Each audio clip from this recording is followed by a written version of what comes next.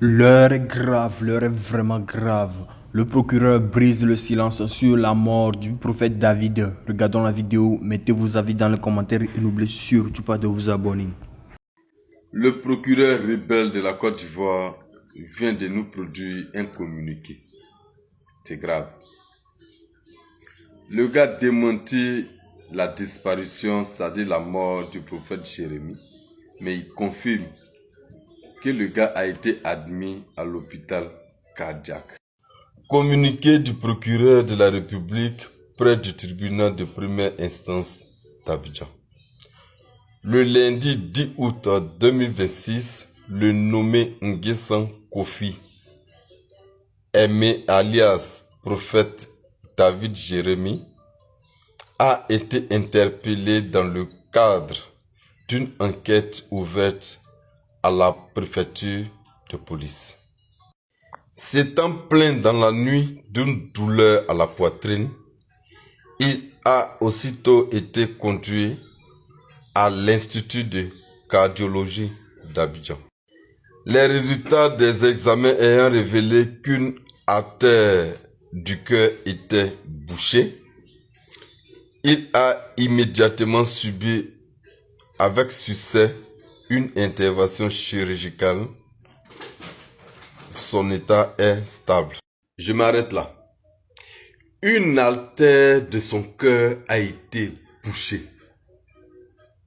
Qu'est-ce qui bouche l'artère? Qu'est-ce qui bouche? Parce que c'est le sang qui passe là. C'est le sang qui circule là. Qu'est-ce qui a permis à ce que cette artère-là soit bouchée? C'est le sang coagulé qui bouche l'artère. Donc ça dit, ça n'a pas été une arrestation. Ça n'a pas été du tout facile pour lui. Ça a été je ne sais pas si je peux appeler ça brigandage. Mais imaginez un peu. Une artère de son cœur a été bouchée par le sang coagulé. Mais est-ce qu'il va vivre? Est-ce qu'il va vivre? On attend la suite. Vous savez, ce que le RDR ne comprend pas, on peut être des parents, on peut être des amis, on peut avoir eu les mêmes tuteurs, on peut avoir eu les mêmes connexions. Et par ces connexions-là, on devient des amis, on devient des parents, même si politiquement nous sommes opposés. Moi, je suis au PDCI, Madame Chantal Fali, qui a beaucoup de respect pour moi. Moi aussi, j'ai beaucoup de respect pour la grande sœur. Elle est RHTP. Et elle est enfoncée dans le RHTP. Moi aussi, je suis enfoncé dans le PDCI RDR. Mon témoignage que je vais vous donner avant de parler, il y a, je crois, 3 ou 4 ans, j'étais malade. J'avais des situations complexes, comme ça peut arriver à tout le monde. J'étais malade, c'était une période d'hiver. Hiver, vous savez, l'hiver canadien, qu'elle connaît parce qu'elle-même, elle a fait l'université de Laval, qui a 10 minutes de chez moi ici, l'université de Laval.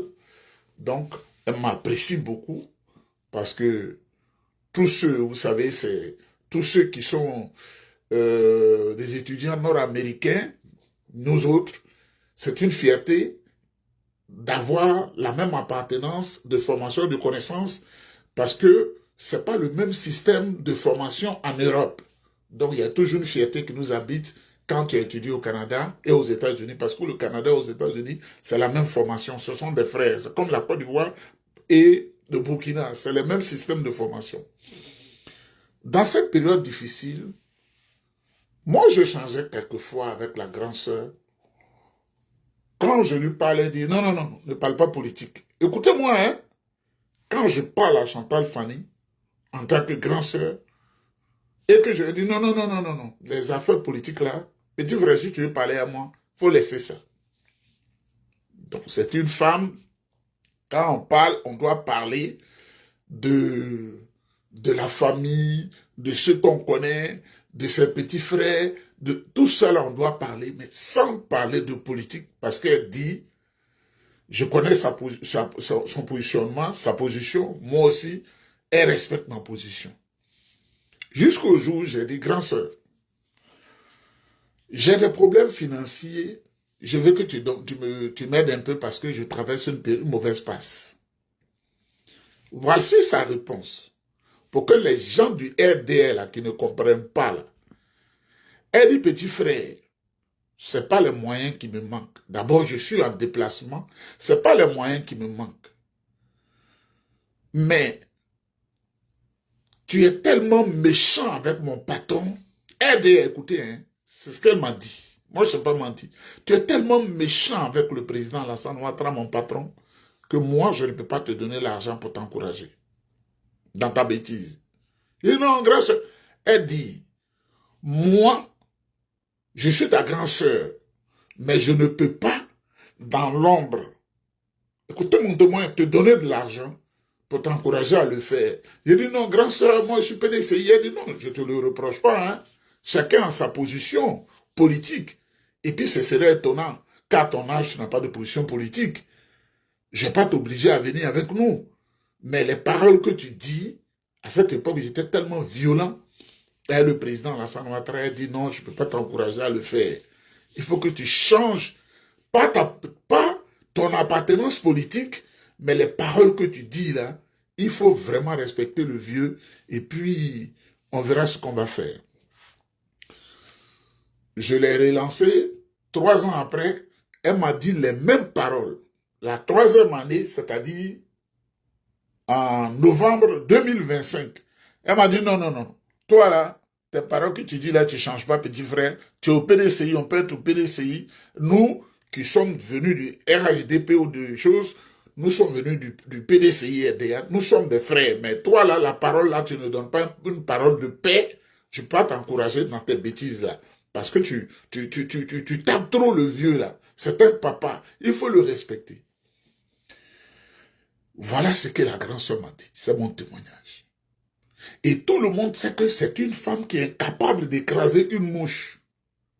Grande contributrice, pour ceux qui ne la connaissent pas, de l'église catholique de Côte d'Ivoire. Les grottes d'adoration, là, si elle n'a rien construit, elle a moins fait ce qu'on m'a dit, 14. Elle est dans les pieds des prêtres pour les aider à avancer, des évêques pour les aider à avancer. Mais ce que j'ai appris sur le panel de Soulé, ça m'a fait mal. Le RDR, vous ne pouvez pas détruire une femme qui me dit que je ne dois pas insulter son patron parce que j'insulte son patron, elle coupe avec moi. Elle m'a même pas dit, je vais couper Ignam avec toi. Elle dit non, grand soeur, on ne dit pas ça à son petit frère. Pourquoi vous voulez détruire la femme? Vous donnez du poison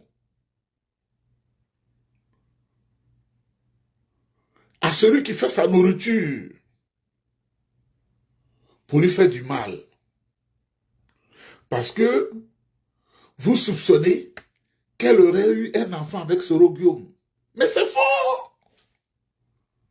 L'enfant est né en 2002. Le petit est né en 2002. Chantal a 3 enfants, garçons. Il n'y a pas de femme dedans. 3. Garçons, garçons, garçons. C'est en 2004 qu'elle a connu Soro Guillaume, dont elle n'aimait pas avant le positionnement. C'est la vérité, moi, c'est des choses que je sais. En 2004, à cause de son appartenance politique, avec tout ce qu'on sait, c'est pas parce que tu connais une personne que forcément la personne t'est intime. Vous êtes allé inventer des choses pour dire que son enfant appartient à Soro Guillaume. Parce que vous n'aimez pas Soro Guillaume aujourd'hui. Mais c'est Soro Guillaume qui vous a mis au pouvoir. C'est Soro Guillaume qui a maltraité les Ivoiriens pour mettre Alassane Ouattara au pouvoir. Vous avez chassé Soro Guillaume aujourd'hui. Vous avez utilisé sa jeunesse. Vous l'avez trompé. Vous l'avez amadoué pour faire du mal à ses parents ivoiriens. Il faut laisser Chantal en paix. Il faut laisser Chantal en paix. Elle dit, je ne t'aide pas, petit frère, parce que tu tapes trop sur mon patron. Mais elle aurait pu m'aider dans l'ombre il y a des années. Elle aurait pu m'aider. Elle a dit non. Je l'ai relancé 3 ans après, en novembre 2025. Elle a dit non. Mais vous, qui êtes au RDRHDP, votre travail, c'est de tuer les gens. Tiens le poison, tiens 7 millions, va tuer Chantal, va tuer son enfant. Vous êtes maudits, hein? Vous êtes maudits, hein? Vous êtes maudits, hein? Moi, je vous le dis, hein? Vous savez, je vais vous dire une chose. Quelle que soit la durée de la nuit, il y aura toujours le jour. Il n'y a pas un pouvoir éternel. Ça n'existera pas. Ça fait partie du plan de Dieu. Il n'y a pas un pouvoir éternel. Et vous qui animez l'appareil du RDRHDP, là, il faut le mettre dans la... Il n'y a pas un pouvoir éternel. Vous comprenez? Il n'y a pas un pouvoir éternel. Le pouvoir finit toujours par se scléroser et disparaître. Mais vous avez l'argent de l'État. Va tuer lui là, va tuer lui là, va tuer lui là, va tuer lui là, va tuer lui là. Pendant ce temps, le peuple meurt de faim. Et regardez, regardez. Ça c'est la politique, ça, regardez. L'orpaillage clandestin, regardez la couleur des eaux. On dit les Ivoiriens vont mourir par milliers, par millions même. Il y a du cyanure, il y a du mercure dans les eaux. Les métaux lourds. C'est-à-dire, tu bois l'eau, ça passe tes reins, c'est fini, tu es bloqué, tu es mort. Regardez. Et bientôt, la SODECI va fermer tous les châteaux d'eau en Côte d'Ivoire. À la grande joie de M. Alassane Ouattara et ses suiveurs moutonniers. Vous, quand vous vous levez, comment on doit tuer? Comment on doit massacrer les Ivoiriens? Comment on doit faire du mal? Est-ce que vous êtes des humains? Non, je ne pense pas. Vous n'êtes pas des humains. Tene Birahima Ouattara, ce chien, je dis que c'est un chien. Et regardez, aujourd'hui on ne peut rien cacher. Vous allez sur le moteur de recherche, vous mettez mon nom, vous allez sur le moteur de recherche. Ils vont dire c'est un financier. Ça c'est les données que eux-mêmes ils n'ont pas encore réactivé. Au moment où je faisais l'examen pour aller dans le milieu des avions, ils n'ont pas réactivé. Ils vont vous dire je suis un financier. À cause de mes études de finance et de comptabilité, à cause de l'exercice de mon emploi en cabinet comptable et ensuite en conseil financier. C'est ça qu'ils ont mis. Mais ils oublient que je suis parti de là, je suis allé dans l'avion et maintenant je suis venu faire une autre formation où je suis maintenant dans autre chose. Ils doivent réactiver ça. Quand tu parles aussi, ils prennent, ils réactivent. Parce que c'est comme si les traitent de faux. Mais quand on dit RDR, c'est la mort. Quand on dit RHDP, c'est la mort. Amen Afara, Amen Afara, Amen Afara. Vous comprenez? Monsieur le Président Alassane Ouattara, c'est pourquoi tu as couru de toutes tes forces pour prendre le pouvoir d'État. C'est le bilan qui est là. Toi, tu dois tuer les gens. Ton travail, c'est de tuer les gens avec ton petit frère Tene Birahima Ouattara. Vous n'avez pas honte. À cause de quoi? De l'argent, des billets de banque qu'on laisse pour mourir là. Vous êtes méchants. Vous êtes méchants. Vous êtes méchants. Vous êtes méchants. Et tu n'as pas pitié de toi-même. Tu n'es pas digne d'être un être humain, considéré comme un être humain. Toi et ton directeur du laboratoire de la fiole, le laboratoire fiolique, Tene Birahima Ouattara. Vous avez commencé une rébellion en 2002.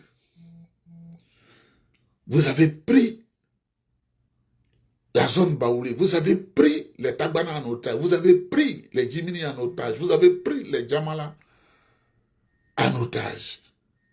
Vous avez pris les Malinké en otage. Vous avez pris les parents Sénoufo en otage.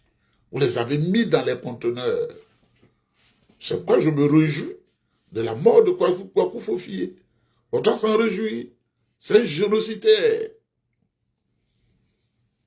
Un génocidaire. Vous avez tué les 120 femmes à Djanou. Vous avez tué les 60 gendarmes. Vous avez gorgé des gendarmes sous nos yeux. Alassane Ouattara, c'est ça là, qui est au programme de gouvernement. Qu'est-ce que tu vas dire à Dieu si, là où nous allons aller tous là, quand nous allons aller, quand toi tu vas dire à Dieu, quel discours tu vas tenir à Dieu? Boire le sang humain tout le temps? Mais tu es un zombie. Tu es un zombie. Toi-même, tu as souillé ton honneur, ton honorabilité, parce que ce qu'on retient de toi, tu es comme Adolf Hitler, le vieux. C'est ce qu'on retient de toi. Et moi, je te dis, le jour où tu vas perdre le pouvoir d'État, même un monument sur lequel on dit ton nom, on va complètement balayer tout cela. Parce que tu n'es pas un être humain. Et on ne peut pas mettre des zombies, les noms des zombies, sur les monuments publics. Tu as fait massacrer les peuples de l'Ouest. C'est dit les ouais étaient comme une balle de ping-pong. Plus de 12 000 ouais qui sont décédés. Tu les malmènes seulement. C'est pourquoi quand je vois certaines femmes ouais, celle qui est difforme, il faut que les gens me comprennent, qui a une forme de facochère qu'on appelle Anne Wouloto, qui est contente, avec son niveau de la classe de 4e, de profiter d'un gouvernement qui tue ses parents pour qu'elle ait à manger, qui est une des fiolistes internationales aussi. Fioliste.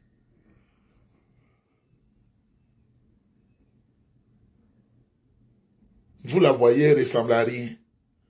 Un nez qui est plus gros que le mien. Un visage, on dirait masque, ouais. Et réellement, elle est ouais. Vous avez tué les gens. Savez-vous que de Grand Laou, à Debem, dans notre région, en une seule journée, il y a 800 morts. Parce qu'Alassane Ouattara veut le pouvoir d'État. 802 morts. Alassane Ouattara veut le pouvoir d'État. Les terres sont arrachées. Les eaux sont polluées. C'est ça, ta politique. C'est ça ta politique. Tu as fait exécuter Jean-Jacques Béchiot. Parce que Jean-Jacques Béchiot ne partageait plus tes idées sombres et lugubres. Tu as envoyé des gens que tu as introduits au Ghana. Moi, je te dis, parce que je sais, les grandes oreilles que tu utilises là, nous aussi on travaille pour les grandes oreilles, parce qu'il faut qu'on vous dise ça maintenant. Tu as fait exécuter Mamadou Ben Soumaro au Ghana.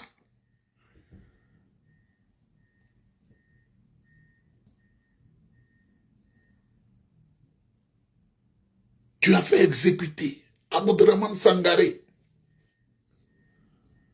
Tu n'as pas pitié de toi-même. Toi là, tu n'as pas pitié de toi-même. Tu devrais t'asseoir et puis avoir honte de toi-même parce que tu n'es pas un être humain. Tu t'es vendu au diable. C'est de ça qu'il s'agit.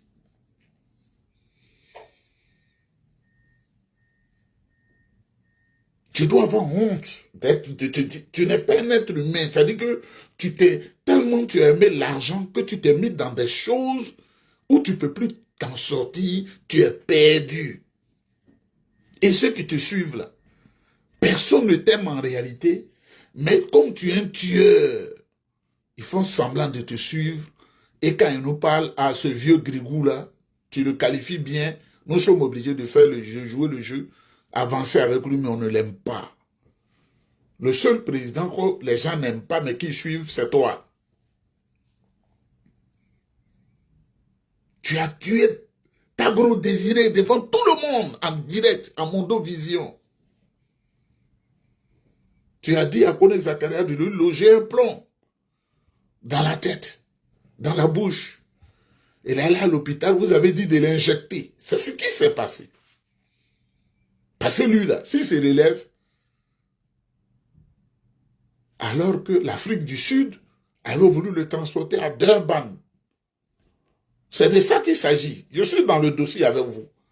À Durban, pour réparer la mâchoire, vous l'avez injecté. Il y en a même qui ont profité de ses affaires et de sa femme. Vous avez tué Tagro Désiré. Vous avez tué Dali Oblé. Vous vous tuez seulement. Vous avez tué Dagrou Lula. Vous avez tué mon grand frère Oumana Janaël, qui n'était même pas en situation de combat, qui est assis au village. Vous êtes allé prendre le colonel, vous êtes allé, vous l'avez tué. Vous l'avez jeté dans un trou qui n'est pas en fait une tombe. Vous avez tué le lieutenant Bawa et sa femme. Vous vous massacrez. C'est un plaisir de massacrer, d'empoisonner tout le monde.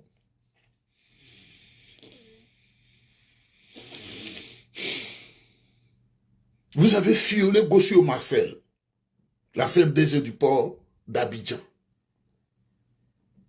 Vous avez tué Banzio Dagobert. Parce que Banzio Dagobert a dit, cette affaire de forêt là, il ne faut pas déshériter ses parents de l'Ouest. Vous l'avez tué. Vous, c'est tué. Et comme il y a des... ça me fait tellement de clowns aussi, qui peuvent aller copuler n'importe quelle femme, boire ici, manger ici, comme le porc qui mange partout. Ils ne savent pas se surveiller. Vous avez tué Banzio Dagobert de manière cruelle. Il avait un cancer qui a fait pourrir son cerveau. Il est vivant et puis son cerveau pourri. Vous avez invité Kassaraté Tiapé, le général Kassaraté.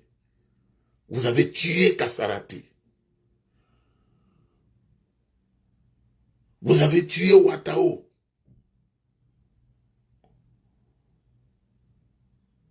Vous avez tué Ouattao. Même Ahmed Bakayoko qui vous aidait dans vos opérations lugubres, qui pensait qu'il était mieux loti dans ce système de génocidaires, lui aussi, vous l'avez violé.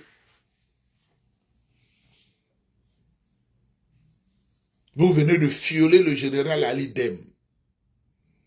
Vous avez déchiré les parachutes de jeunes caporal série. Ils sautent de l'avion, le parachute avant n'a pas pris, le parachute de secours n'a pas pris, l'enfant est mort. Vous avez tué le capitaine Gueba. Vous avez tué Alino Faso. C'est l'exercice du pouvoir, ça. Alassane Ouattara, tu es comme Hitler. Moi, je te le dis, tu es Hitler. Et tu es pire que Hitler. Tu dois t'asseoir et puis pleurer sur toi-même ta vie. Ta vie misérable. Parce que quand on veut te ménager, tu n'as pas pitié de toi-même. Complot, prenez ça, allez mettre dans la sauce de lui là, prenez ça, faites comme ça, faites-le, il faut le faire mourir. Comme tu es un maudit et un impie, tu ne crois pas à la force de Dieu. Tu crois aux esprits du bas astral, les démons, tu ne peux pas comprendre. Mais ta femme, qui est méchante comme toi, qui est chrétienne, d'habitude, elle devrait t'expliquer ce qu'on appelle le christianisme, un diacre dans l'église, un prêtre dans l'église, un pasteur dans l'église, un frère dans l'église, tous les démembrements de l'église. Tidjane Thiam, invité par la présidence pour le 7 août vers un retour à Abidjan, Frère, c'est ça là qui a branché le PDCI. Cette information de l'infodrome là. L'infodrome qui appartient à Téné Brayman là.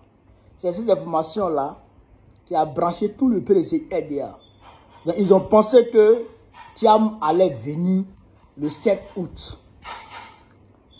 Mais eux ne savent pas. C'est pourquoi je les ai vus.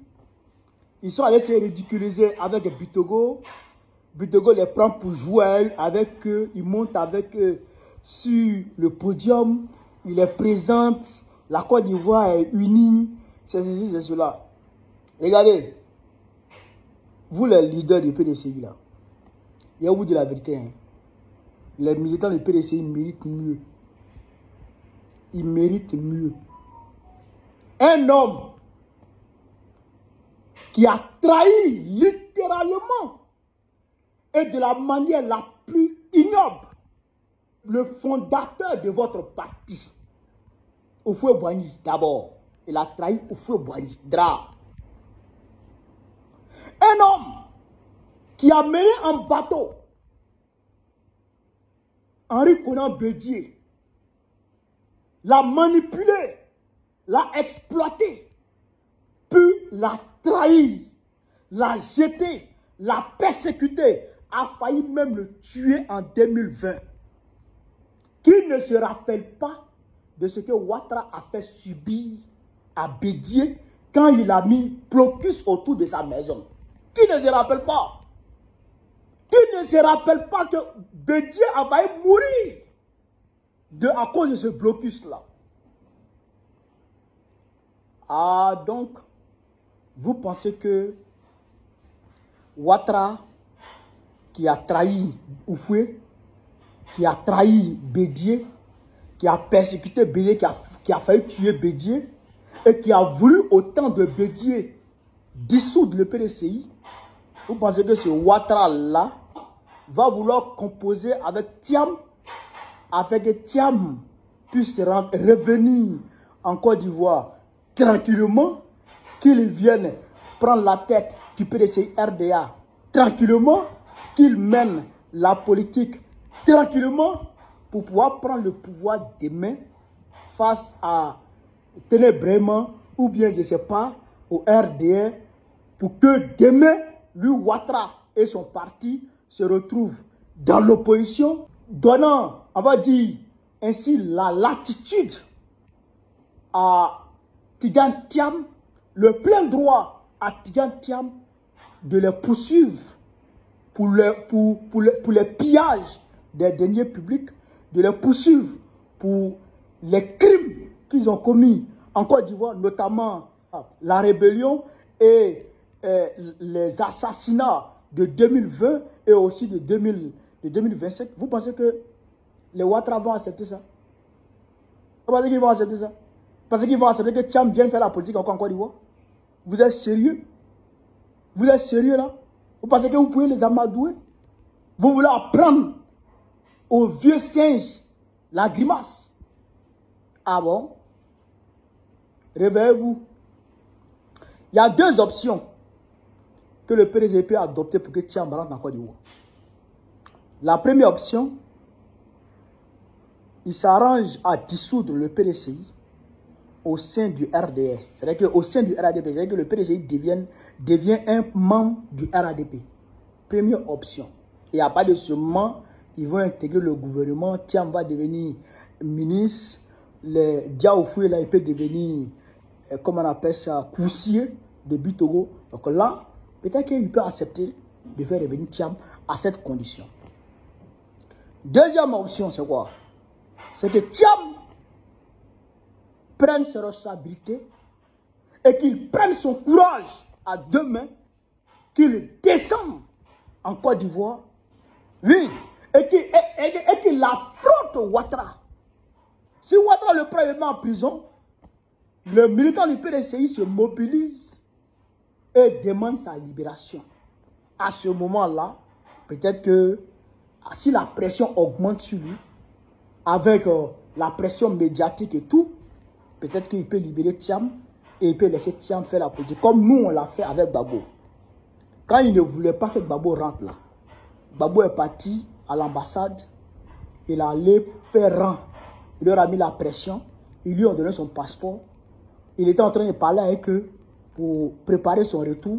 Il boycottait, on va dire, les discussions. Il faisait en sorte que Gbagbo ne puisse pas venir. Gbagbo a pris son billet, vol commercial, et puis il est descendu en Côte d'Ivoire. On est parti l'accueillir. Ils ont failli l'arrêter, on s'est soulevé. Ils ont damé sur lui, il fait sa politique. C'est à ces deux conditions-là que Thiam peut rentrer en Côte d'Ivoire. Sinon, pour dire qu'ils vont aller composer avec le pouvoir, essayer d'amadouer le pouvoir, pour que oui, le pouvoir ait pitié de faire rentrer Thiam. Vous êtes fous. Vous les lieux du PDCI là, vous êtes fous. Les Diaoufoué là, vous êtes fous. Vous ne savez pas qui est Ouattara. Vous pensez que Ouattara, il n'est pas malin? Hein? Un dictateur est le plus malin au monde. Un dictateur est le plus rusé au monde. Ouattara, il voit dans vos ruses là. Il voit dans vos yeux. Vous pensez que Ouattara va laisser Thiam rentrer quoi? Regardez sur le monde. Ne vous levez pas. Hein. Ne vous levez pas. Ne demandez pas à Thiam de venir. Hein. Et puis vous allez vous dresser contre Ouattara. Hein. Restez là sur le monde. Agnaworo. Il dit qu'en 2050, Thiam va rentrer en Côte d'Ivoire. Et comme Thiam même se plaît en France, donc je pense qu'il n'y a pas de souci. Voilà ce que je voulais vous dire. Sur ce, vive l'Afrique libre. Vive le panafricanisme. Vive le peuple africain. Vive l'AES. Gbagbo présente très prochainement. Inch'Allah.